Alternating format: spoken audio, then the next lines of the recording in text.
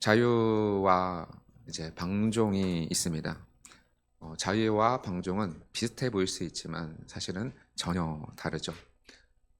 같은 의미로는 이제 자유나 방종이나 어쨌든 무엇이든 할 수 있다. 약간 이런 이미지를 가지고 있습니다. 그런데 자유는 무엇이든지 할 수 있지만 그것을 컨트롤할 의지가 있는 것이고요. 반대로 방종은 내가 모든 것을 할 수 있지만 그 의지로 컨트롤하는 것이 아니라 그냥 내 욕구 그대로 내버려두는 욕구 그 자체에 빠지는 것이 방종입니다. 그래서 그냥 컨트롤할 생각이 아예 없고 그냥 내가 하고 싶은 대로 그냥 살아가는 것이죠. 그래서 자유는 어떻게 사용하는지가 중요하지만 방종은 사실 사용하는 방법이 없습니다.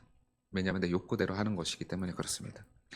그런데 반대로 자유는 우리에게 자유가 주어졌다라는 것은 이 자유에 대한 책임을 지겠다는 소리입니다. 방종은 책임을 지지 않잖아요. 반대로 자유는 책임을 내가 꼭 지겠다라는 것입니다. 그래서 내가 모든 것은 우리가 자유하지만 그러나 책임을 가지고 우리의 자유를 신중하게 사용해야 합니다. 그래서 오늘 성경에서는 우리에게 주어진 자유를 어떻게 사용하는 것이 좋을까에 대해서 좀 말씀하고 있습니다. 그래서 오늘 말씀을 통해서 우리에게 주신 그 자유를 어떻게 사용할지 좀 한번 살펴보려고 합니다. 먼저 23절에 보면 모든 것이 가하나 모든 것이 유익한 것은 아니요 모든 것이 가하나 모든 것이 덕을 세우는 것은 아니다라고 기록을 하고 있습니다. 이 문장만 보면 우리가 오해하기 참 쉽습니다. 왜냐하면 마치 모든 것은 가한 것처럼 보이기 때문에 그렇습니다.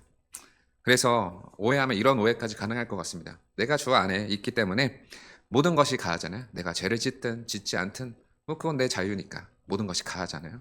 그렇기 때문에 주 안에서 죄를 지어도 괜찮다라고 생각할 수도 있겠다는 것입니다. 그런데 결코 그런 말씀이 아니죠. 우리는 잘 알고 있듯이 주 안에서 자유하지만 주 안에서의 자유는 모든 것이 가하지만 죄를 포함하지는 않습니다. 그래서 항상 우리는 바닷속의 물고기, 물 안에서 자유, 그러니까 말씀 안에서 자유를 이야기하지 그것을 벗어난 자유를 전혀 이야기하지 않죠. 그래서 우리에게는 이 자유가 있지만 거기에 대한 물을 벗어난 것에 대한 책임이 있는 거죠. 물을 벗어난 물고기가 숨을 쉬고 쉴 수 없고 죽어가듯이 우리도 말씀을 벗어나는 자유는 우리에게 치명적인 생명을 뺏어간다라고 보실 수 있는 것입니다. 그래서 이것을 좀 더 정확하게 좀 풀어서 설명해 보자면 이런 말이 될 것 같습니다. 너희는 모든 것이 가하다고 주장하지만 그러나 모든 것이 유익하지는 않다. 너희는 모든 것이 가하다고 주장하는데 모든 것이 유익하지는 모든 것이 덕을 세우는 것은 아니다라고 말씀한 거랑 똑같습니다. 왜냐하면 당시 시대적 배경에서 우리가 계속적으로 살펴봤듯이 우상 제물에 대한 문제를 계속적으로 가지고 있었잖아요. 그래서 우상 숭배를 하지는 않지만 우상 제물을 먹어도 된다고 생각하는 사람들이 이러한 논리로 이야기하는 겁니다. 주 안에서 모든 것은 가하기 때문에 그것을 먹는 거에 대한 거리낌은 우리가 가질 필요 없다. 그건 죄가 아니다. 그래서 모든 것은 가하다. 이렇게 생각하고 계속적으로 이 고린도 교회를 어지럽히고 있었던 것이에요. 그래서 바울이 우상 제물을 먹어도 된다고 하는 사람들에게 똑같은 논리를 가지고 모든 것이 가하지만 그러나 모든 것이 유익한 것도 아니고 모든 것이 덕을 세우는 일도 아니다라고 분명하게 선언해주고 있습니다. 여기서 덕을 세우다라는 이 단어는 말 그대로 교회의 덕을 세워가는 겁니다. 그러니까 교회를 세워가는 이것인데, 그러니까 우리가 하나님 안에서 자유하다고 해서 우리가 마음껏 우리 마음대로 한다고 해서 교회가 세워진다는 건 아니에요. 그러니까 교회의 덕을 세워야 하는데 우리의 자유를 마음껏 남발한다고 해서 교회가 결코 세워지지 않는다는 거죠. 왜냐하면 모든 것이 다 유익하지 않고 덕을 세우는 것이 아니기 때문에 그렇습니다. 모든 것이 다 가한다고 할지라도 그것이 만약에 교회를 무너뜨리고 교회의 덕을 망치는 행위가 된다면 유익하지 않는 거라면 그것은 우리가 하지 말아야 할 자유가 있다는 거죠. 반대로 하지 말아야 된다고 우리에게 알려주고 있는 것입니다.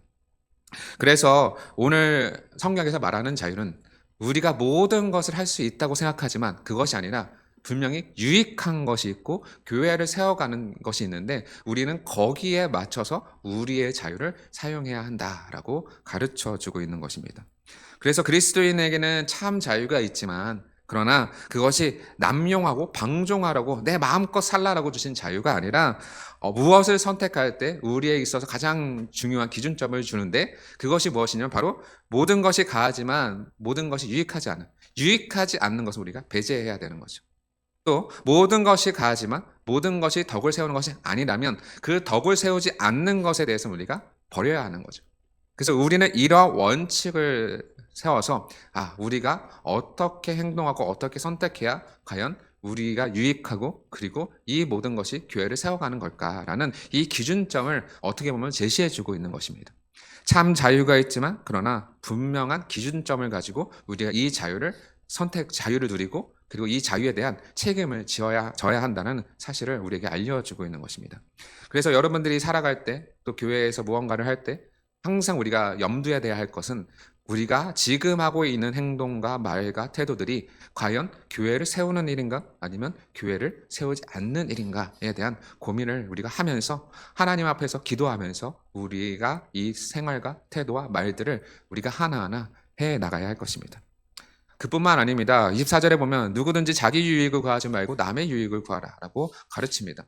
이 모든 것은 다 이 주 안에서 나의 유익을 누릴 수도 있음에도 불구하고 바울이 계속적으로 반복해서 이야기하는 게 내 자신의 유익이 아니라 남의 유익을 구하는 이유, 그것이 결국 남을 세워가는 것 그리고 그것이 바로 교회를 세우는 것이랑 동일하게 보기 때문에 그렇습니다.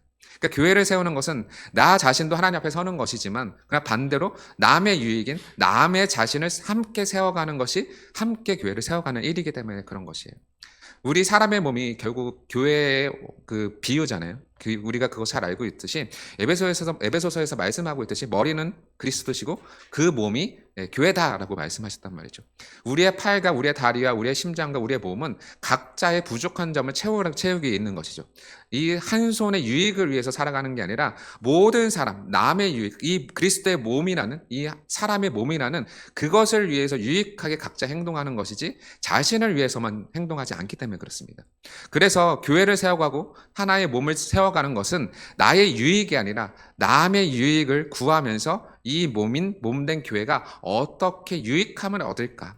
이 고민 가운데 자신의 유익이 아니라 남의 유익을 구하라라고 말씀하고 있는 거죠. 항상 몸은요, 희생하고 섬길 수밖에 없어요. 손을 써야, 손이 희생해야 그 일을 할 수 있는 거고, 발이 희생해야 걸어갈 수 있는 거고, 내 심장이 희생하고 있어야 내가 생명이 살아있는 거잖아요. 심장이 희생하기 싫어서 멈추면 죽는 거잖아요. 그러니까 그런 것처럼 우리가 각자의 맡은 자리에서 각자의 받은 은사대로 내 유익을 위해서 살아가는 것이 아니라 우리가 희생하고 섬기면서 남의 유익을 구하면서 살아가는 것이 바로 교회를 세워가는 방식이다 라고 오늘 말씀에서 우리에게 알려주고 있는 것입니다. 그래서 언제나 교회는 그리고 언제나 그리스도인들은 참 자유가 있지만 그러나 그 자유는 나의 유익을 위한 자유보다 교회를 세우고 그 교회인 남의 유익을 구하는데 우리가 그 목표를 가지고 살아야 한다라고 말씀해 주고 있습니다. 그렇다면 자유보다 남의 유익을 추구하라는 삶을 가르치시면서 그것을 좀 더 구체적으로 예시를 들어서 25절에서 이제 설명하고 있는데 물을 시장에서 파는 것은 양심을 위하여 묻지 말라라고 말씀하고 있습니다. 그러니까 먼저 장소를 보시고 그 상황을 잘 생각해 보세요. 시장이라는 특수한 곳이죠. 거기는 물건을 사고 파는 곳입니다. 그러니까 이러한 사고 파는 데에서 우리가 자유를 가지고 그 사람의 양심을 위하여서 묻지 말고 먹으라고 하거든요.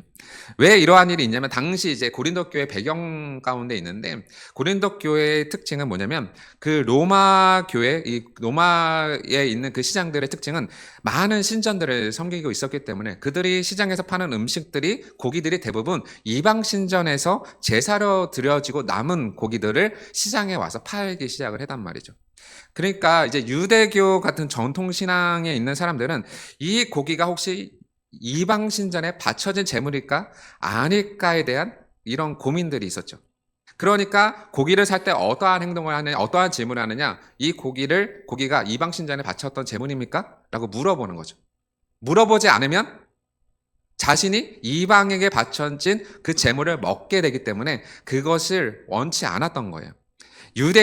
철저한 유대인들은요, 그 당시에 이 사람들이 그가 먹을 수 있는 음식인지 아닌지 조사를 합니다. 왜냐하면 율법을 지켜야 되기 때문에, 율법에 어긋난 행동을 하지 않아야 되기 때문에. 그래서 항상 시장에 나가서 뭐 하는 거예요? 이 우상에게 바쳐진 제물이 아니에요? 물어보는 겁니다. 왜요? 자신의 율법을 지켜야 되기 때문에 그렇습니다. 그런데 오늘 말씀에서 어떻게 이야기합니까? 그렇게 하지 말아라. 장소를 잘 보세요. 시장이잖아요. 시장이라는 곳에서 물건을 팔고 사는 곳에서는 그렇게 우리가 따지고 듣지 말아라. 왜냐하면 그 사람의 양심을 위하여서 묻지 말고 그냥 먹으라는 거죠. 그러니까 그런 자유가 있다는 겁니다. 우리의 신앙 안에서 우리가 굳이 그렇게 그 음식에 얽매여가지고 율법에 얽매여가지고 우리의 자유를 박탈되는 상황을 만들지 말라는 거죠. 그래서 불필요한 정보를 괜히 얻어서 우리의 자유가 박탈되어서 그 음식을 못 먹을 수 있잖아요. 그렇게는 하지 말라는 거죠. 왜냐하면 이 시장이라는 특성 상황을 잘 보셔야 됩니다. 여러분이 시장에 가셔가지고 매번 가셔서 이거 우상에 바쳐진 제물입니까? 라고 물어보실 수 있으세요? 제사장에서 차려진 음식입니까? 라고 물어보실 수 있으세요? 그게 불가능하잖아요. 그러니까 그 사람의 양심을 위해서 그냥 묻지 말고 먹으라는 거죠. 묻지 말고 먹어라. 이게 아주 중요한 신앙의 태도라는 거예요. 근데 문제는 뭐냐면 그 음식이 썩었냐 썩지 않았냐 이거를 물어보지 말라는 거랑은 좀 다른 문제라는 것을 좀 파악하셔야 돼요. 그 음식이 어디서 왔습니까? 라고 물어볼 수 있죠. 어디 출산지라고 물어볼 수는 있잖아요. 그러니까 그런 건 상관없는데 그냥 그 사람의 양심을 이제 거리끼게 하는 그런 일들을 물어보지 말라는 거죠. 상했는지 안 상했는지는 중요한 문제고, 그게 뭐 한국 건지 뭐 중국 건지 뭐 일본 건지 이런 것도 확인하는 것은 우리한테 있어서는 필수적인 거기 때문에 그런 거를 물어보는 거에 대해서는 상관이 없지만, 그러나 그 사람의 양심을 위해서 당시에 그게 우상의 제물에 바쳐진 거냐 이거를 묻지 말라는 거죠. 그래서 괜히 그것을 해서 우리가 시장에서 그거를 먹는데 거리낌을 받지 말라는 겁니다. 그 이유를 26절에서 말씀하고 있는데, 이는 땅과 거기에 충만한 것이 주의 것입니다. 그러니까 이는이란 이 단어가 왜냐하면, 묻지 말고 먹어라. 왜냐하면 땅과 거기 충만한 모든 것이 다 주의 것이다 라고 말씀하고 있는 거예요. 그러니까 이 말씀은 시편 24편 1절의 말씀을 인용한 말씀인데, 땅과 거기에 충만한 것과 세계와 그 가운데 사는 자들은 다 여호와의 것이로다 라고 시편에서 고백하고 있거든요. 이 말씀 그대로 그 사람의 양심을 위하여 묻지 말라고 하는 그 가장 큰 이유가 무엇이냐면, 땅과 거기에 충만한 이 땅에 있는 그 모든 것이 다 누구의 것이라고요? 하나님의 것이기 때문에 그렇습니다. 그래서 하나님의 것이기 때문에 우리가 불필요한 정보를 괜히 입수하지 말고 우리가 그 하나님의 것이라는 큰 틀 안에서 그것을 우리가 마음껏 사서 먹어라 라고 말씀하고 있는 거예요. 그러니까 거기에 대해서 괜히 우리의 자유를 박탈하지 말아라 이렇게 분명하게 알려주고 있습니다. 그리고 나서 이제 27절에 넘어가니까 이제 상황이 좀 살짝 바뀝니다. 아까는 시장이었고 27절에 보니까 불신자 중에 누가 너희를 청할 때에 너희가 가고자 하거든 너희 앞에 차려놓은 것이 무엇이든지 양심을 위하여 묻지 말고 먹어라 라고 또 말씀하고 있어요. 이제 상황이 바뀌었죠. 어디에요? 불신자가 초청하는 하나의 집이라는 장소로 바뀐 겁니다. 장소를 바뀌어서 거기가 불신자가 초청을 합니다. 초청을 해서 너희가 그곳에 가고자 하거든 이 차려놓은 음식이 있을 거 아니에요? 그러니까 그때도 묻지 말고 그 사람의 양심을 위하여 묻지 말고 똑같이 먹으라는 거죠. 그러니까 시장이랑 이 불신자가 말했을 때 어찌됐든지 간에 묻지 말고 먹으라라고 가르치고 있어요. 근데 또 왜 그러냐면 유대인들의 특성상 이방인들과의 이 식탁을 겸하는 것을 금지하고 있거든요. 유대인들은. 그러니까 불신자가 초청했을 때 유대인들이 그 장소에 갈까요? 가지 않을까요? 안 가죠. 이방인들하고는 그들의 상종도 하지 않는 유대의 문화가 있기 때문에 가지 않는단 말이에요. 그러니까 오늘 이 말씀은 너무 명확하게 우리에게 얘기해 주는데, 유대인처럼 불신자가 초청했다고 해서 그들과 상종하지도 말고 교제하지도 말라는 것이 아니라 초청을 받았으면 가도 괜찮다. 그러나 가더라도 그 음식에 대해서 묻지 말고 그냥 먹어라 라는 거예요. 너희가 불신자와 교제하는 자유도 있다. 그러나 묻지 말고 먹어라 라고 말씀하고 있죠. 옛날에 이제 제가 전에 사역할 때 어떤 장로님이 저한테 이런 질문을 한 적이 있어요. 사업을 하는데 저 사람이 이단이래요. 이단인 거 알았어요. 저 사람과 내가 사업을 같이 해도 됩니까? 라고 물어보시더라고요. 그래서 제가 뭐라 그랬냐면, 네, 상관없습니다. 사업하십시오. 네. 왜냐하면 이단이든 아니든 불신자든 간에 우리가 사업하고 그렇게 이야기하고 이런 것에 금지되어 있진 않아요. 왜냐하면 다 하나님 안에서 그 사람이 우리에게는 다 전도 대상자들이기 때문에, 그래서 우리가 일반 은총 안에서 일반 은혜 영역 안에서 그들과의 대화랑 밥 먹거나 뭐 이런 것이 금지되어 있진 않다는 거죠.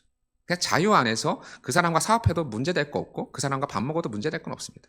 다만 성경에서 말한 대로 그 사람과의 신앙과 신앙 얘기를 하지 말라는 거죠. 왜냐하면 두세 마디 건네고 그 사람이 듣지도 않으면 그 사람과 상종도 하지 말라고 그랬거든요. 그러니까 신앙에 관련해서 우리가 그 사람과 교제하는 거는 전혀 어렵지만, 그러나 사업하는 거는 좀 다른 문제거든요. 다른 문제이기 때문에 거기에까지는 제가 괜찮다라고 말씀드린 적이 있어요. 그런 것처럼 불신자와 교제하는 것까지는 괜찮아요. 괜찮습니다. 밥 먹는 것까지 문제되지 않은 거죠. 문제되지는 않습니다. 다만 문제될 때가 언제냐? 28절에 이렇게 말씀하고 있는데, 누가 너희에게 이것을 재물이라 말하거든 알게 한 자와 그 양심을 위하여 먹지 말라라고 가르칩니다. 언제 딱 우리의 자유가 제한이 걸리냐면 바로 그 불신자가 일부러 이 음식에 대해서 이야기하는 거예요. 이 음식은 제사에 바쳐진 음식입니다. 우상신전에 바쳐졌던 음식입니다라고 말하는 거죠. 그 의도를 가지고, 분명히 기억하십시오. 의도를 가지고 우리에게 일부러 이 음식이 어떤 음식인지 알려주는, 그때는 그 사람이 말한 의도를 잘 캐치해서 그 사람의 양심을 위하여서 그때는 너희가 먹지 말아라 라고 말하는 겁니다. 왜냐하면 그 사람이 그렇게 말한 것은 분명히 좋은 의도가 아니거든요. 나쁜 의도가 담겨 있습니다.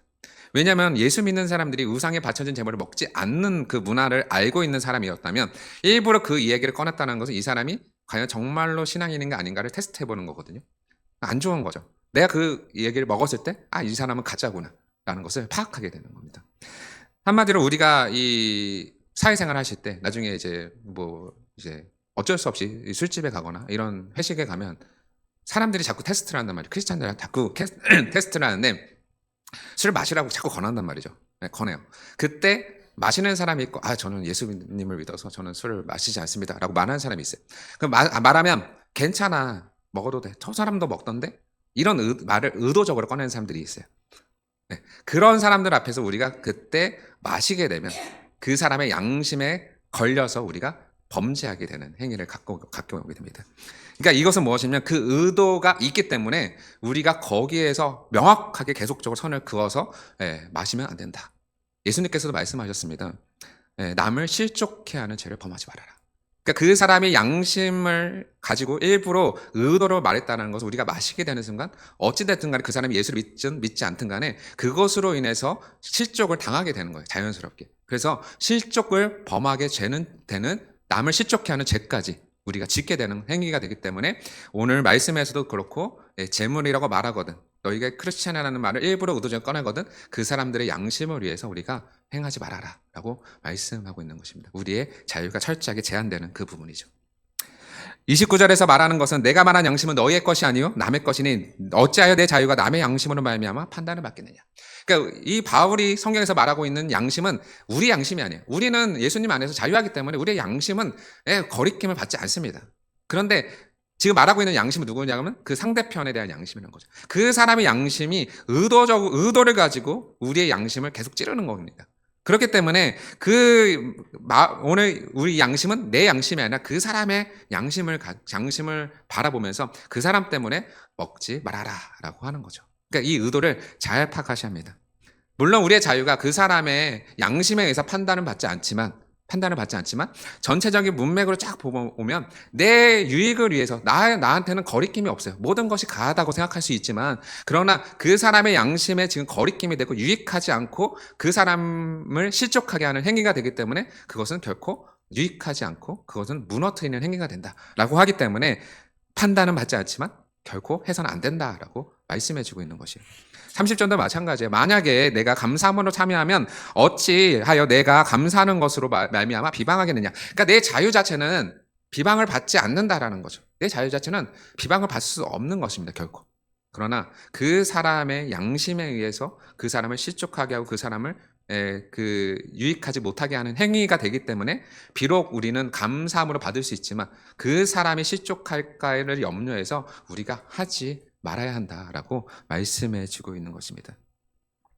그러면서 31절에 명확하게 우리에게 설명해 주는 거예요. 그런즉 너희가 먹든지 마시든지 무엇을 하든지 다 하나님의 영광을 위해서 하라. 그러니까 우리가 하나님 안에서 모든 것이 가하고 모든 것이 참 자유롭다고 이야기하지만, 그러나 우리의 이 모든 행동이 다 어디에 상관이 있다고요? 이 자유는 하나님의 영광이 되느냐 영광이 되지 않느냐. 우리가 영광을 가져서 그 사람을 실족하게 하느냐, 우리가 정말로 영광을 가려서 교회를 무너뜨리느냐? 그런 거 하지 말아라. 하나님의 영광을 위해서 우리의 자유를 마음껏 사용해라. 조건부죠. 하나님의 영광을 위해서. 우리가 그래서 모든 것이 가하지만 모든 것이 유익하지 않다는 것은 모든 것이 다 하나님의 영광을 위한 일이 아니다라는 거죠. 그리고 우리가 모든 것이 가하지만 모든 것이 하나님의 영광을 세운 일이 아니다라고 우리가 볼 수 있는 것입니다. 그래서 우리가 참된 자유를 하는 것은 정말로 하나님 안에서 정말 이것이 영광되는 길인가 영광되지 않는 길인가를 명확하게 잘 파악해서 하나님의 영광을 위한 길이라면 우리가 정말 목숨을 걸고 해야 하는 것이고, 하나님의 영광이 되지 않는 일이라면 우리가 참는 자유를 가질 수 있어야 합니다. 그러면서 그 행동의 목적을 명확하게 32, 33절에 말씀해 주고 있는 거예요. 무엇이 하나님의 영광이 되는지, 무엇이 하나님께 영광이 되지 않는지를 목표를 정확하게 지정해 주는데, 유대인이나 헬라인이나 하나님의 교회나 거치는 자가 되지 말라는 거죠. 거치는 자. 그러니까 우리가 하는 이 모든 행동들이 그 사람들에게 있어, 모든 사람에게 있어서 반대, 공격받는 행위가 돼서는 안 된다는 겁니다. 사람들은요, 틈만 나면 그리스도인들을 공격하려고 준비하고 있어요. 세상은요, 물어뜯는 일이죠. 이리 같은 거예요. 그러니까 우리는 순한 양이잖아요. 양이 이리 가운데 가면 언제 뜯길지 모르잖아요. 그러니까 항상 그 뜯으려고 준비하고 있기 때문에 그 뜯는 자들의 받을 어떠한 행동도 하지 말라는 거죠. 네, 뜯기지 말라는 겁니다. 그러면서 그렇게 거치는 자가 되지 말고 나와 같이 모든 일에 모든 사람을 기쁘게 하여 자신의 유익을 구하는 것이 아니라 많은 사람의 유익을 구하여 그들로 구원을 받게 해라. 하나님의 영광을 위한 목적이 최종적으로 어디로 가느냐? 그 사람들에게 뜯기지 말고 거치는 자가 되지 말고 그 사람들이 당신을 보고 우리를 보고 구원을 얻을 수 있도록 너희가 행동해라. 너희의 자유를 사용하라 라고 말하고 있는 것입니다. 우리의 자유는 하나님 안에서 참된 자유지만, 그리고 이 자유는 하나님의 영광을 위해서 사용하는 것이고, 그리고 이 영광이 되는 것이 무엇이냐? 결국에는 그 사람들로 하여금 구원을 받을 수 있도록 너희가 너희의 자유를 사용하고 행동해라 라고 말씀하고 있는 것입니다. 이 모든 것이 다 연결되어 있는 겁니다. 우리의 자유, 하나님의 영광, 그 사람들의 구원이 다 연결되어 있다고 보시는 거죠. 그러니까 우리가 먹든지 마시든지 무엇을 하든지 다 하나님의 영광을 위해서 해라. 그리고 너희의 그 모든 일이 영광이 되는 것이, 하나님께 영광을 돌리는 그 모든 일이 그 사람들에게 구원을 너희가 제시하는 일이 된다. 그러므로 너희는 너희의 자유를 함부로 사용하지 말고 거기에 대한 책임을 분명히 기억하고 하나님의 영광을 위해서 그 사람들을 구원받기 위해서 우리의 유익이 아니라 남의 유익을, 많은 사람들의 유익을 도모함으로 우리가 그 사람들의 구원을 앞장서야 한다라고 가르치고 있습니다. 이런 말이 있습니다. 세상은 성경을 읽진 않지만 성도는 읽는다. 세상이 성경을 안 읽어요. 그런데 누구는 읽어요? 성경을 읽는다. 성도를 읽는다는 거죠. 바로 예수 믿는 사람을 세상은 계속 읽어가는 겁니다. 저 사람이 과연 하는 행동, 말, 태도들이 과연 정말 예수 믿는 사람처럼 살아가고 있느냐? 아니면 정말로 예수 안 믿는 사람처럼 똑같이 살아가고 있느냐? 우리를 보면서 계속적으로 우리를 읽어가고 물어뜯을 준비를 하고 있다는 거죠. 그러면 우리는 어떻게 해야 되느냐? 거치는 자가 되지 말고 오늘 주신 말씀처럼 하나님의 영광을 위하여, 그 사람들이 구원을 위하여 우리가 정말로 우리의 자유를 제한해서라도 그 사람들이 하나님 앞에 한 발 한 발 더 가까이 나아갈 수 있도록 우리의 삶을 드려야 한다라고 말씀해 주고 있는 것입니다. 물론 이 일이 쉽지는 않을 겁니다. 우리의 썩은 육신과 타락한 본성 때문에 순간순간 우리의 욕망과 욕정들, 죄악들이 튀어나옵니다. 그럼에도 불구하고 오늘 말씀처럼 구원을 향한 자유를 우리에게 주셨기 때문에 한 영혼이 천하보다 귀하다라고 말씀하셨던 예수님의 말씀을 기억하시면서 때론 힘들지만 때론 어렵지만 그럼에도 성령의 은혜를 구하면서 우리가 한 발 한 발 나아갈 때 세상이 우리를 공격해도 우리를 물어뜯는다고 할지라도 우리는 예수 그리스도 안에서 우리가 정말로 참되게 한 영혼의 구원을 위해서, 하나님의 영광을 위해서 살아가는 주의 백성 되시기를 간절히 소망합니다.